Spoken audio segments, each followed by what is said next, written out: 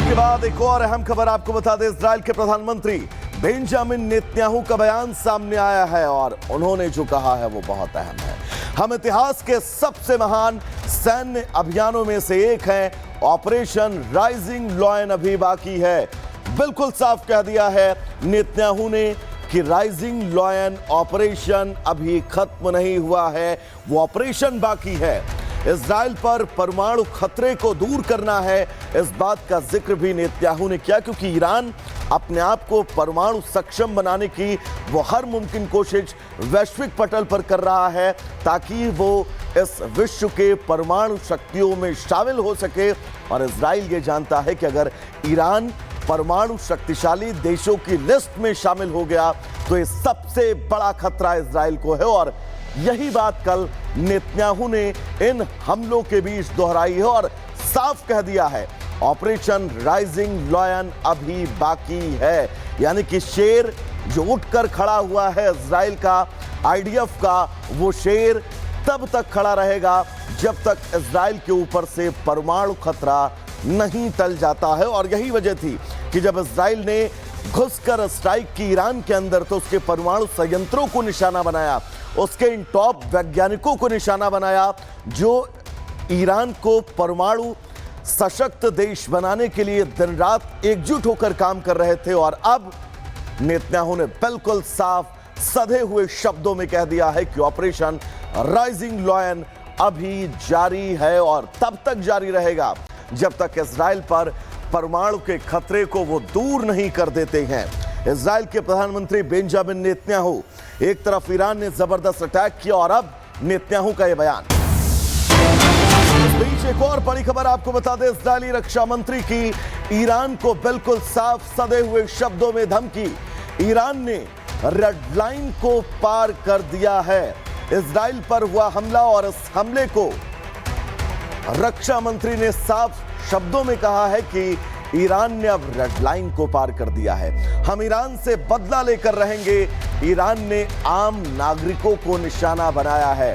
Iran की top military leadership खत्म हो चुकी है इजराइल के हमलों में और अब उसने जो हरकत की है इजराइल के रिहायशी इलाकों को निशाना बनाकर वो रेड लाइन को क्रॉस करना है, जिस रेड लाइन को क्रॉस किए जाने का मतलब बिल्कुल साफ है, तबाही, तबाही और बस तबाही। इस बीच एक और बड़ी खबर आपको बता दें, ईरान के इस हमले के बाद इजराइल में कैबिनेट की बैठक हुई। इजराइल ने अपने नागरिकों से अपील की है कि इजरायली लोग शेल्टर होम में ही रहें, यानी कि इजराइल के नागरिक अपने आप को कैसे सुरक्षित रख सकते हैं। इसके मद्देनजर इस कैबिनेट बैठक में बहुत अहम फैसले लिए गए। इजराइल की जनता से अपील भी की गई है कि वो शेल्टर होम में रहने की कोशिश करें। कोशिश ये करें कि अपने आप को किसी सुरक्षित जगह पर रखें, किसी बंकर में रखें या फिर अंडरग्राउंड किसी ऐसे टनल में रखें जहां से वो अपने आप को, अपने परिवार को सुरक्षित रख सके। ईरान के इन हमलों के बीच कैबिनेट की बैठक बुलाई जाती है और कैबिनेट की इस बैठक में तय किया जाता है कि आगे रणनीति क्या होगी, वो मास्टर प्लान क्या होगा, जिस मास्टर प्लान के तहत अब लगातार इजराइल इस वार का पलटवार रक्षात्मक तरीके से करेगा। तो वहीं इस हमले को लेकर ईरानी मीडिया ने बड़ा दावा किया है। ईरानी मीडिया ने साफ कहा है कि करीब 200 से ज्यादा बैलिस्टिक मिसाइलों से इस अटैक को अंजाम दिया गया है।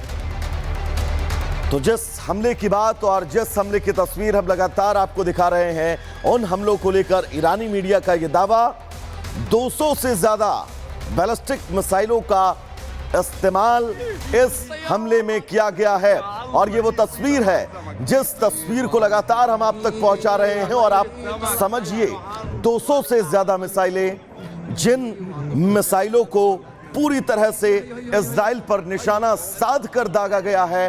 न सिर्फ दागा गया है बल्कि इजराइल के आसमान में, इजराइल के शहरों में, इजराइल के रिहायशी इलाकों में दहशत का वो मंजर, जिस मंजर से आप ये अंदाजा लगा सकते हैं कि ये कयामत की रात जो इजराइल के साथ गुजर रही है उस रात का अंजाम क्या होगा। और ये तय है इन हमलों के बाद इजराइल तगड़ा पलटवार करेगा ईरान के ऊपर। दरअसल ईरान ने देर रात जमकर लगभग 200 से ज्यादा बैलिस्टिक मिसाइलों से हमला किया, जिसमें इजराइल को बहुत ज्यादा नुकसान हुआ है। जिसके बाद यह तो तय था कि इजराइल तगड़ा पलटवार करेगा।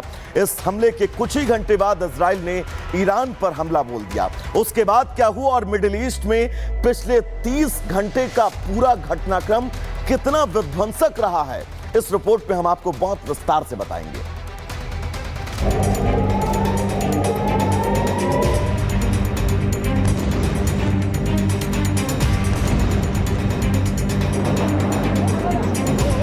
سقوط صاروخ على تل أبيب.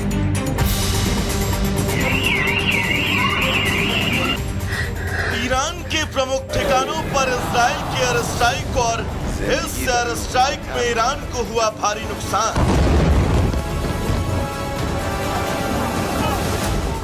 जिसके बाद देर रात ईरान ने लगभग 200 से ज्यादा बैलिस्टिक मिसाइलें इजराइल के ऊपर दाग दी, जिसने इजराइल के तेल अवीव सहित कई रिहायशी इलाकों को नुकसान पहुंचाया।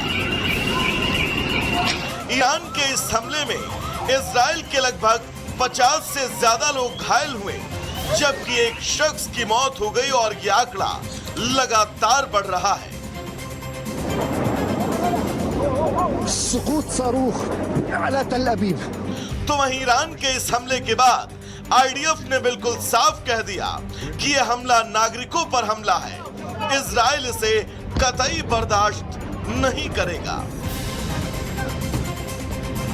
आईडीएफ ने ईरान के मिसाइल अटैक का वीडियो जारी करते हुए कहा, हमारे नागरिकों पर हमला बर्दाश्त नहीं है। नागरिकों पर न हमला करने दिया न करने देंगे। और अब बारी थी इजराइल के भीषण पलटवार की।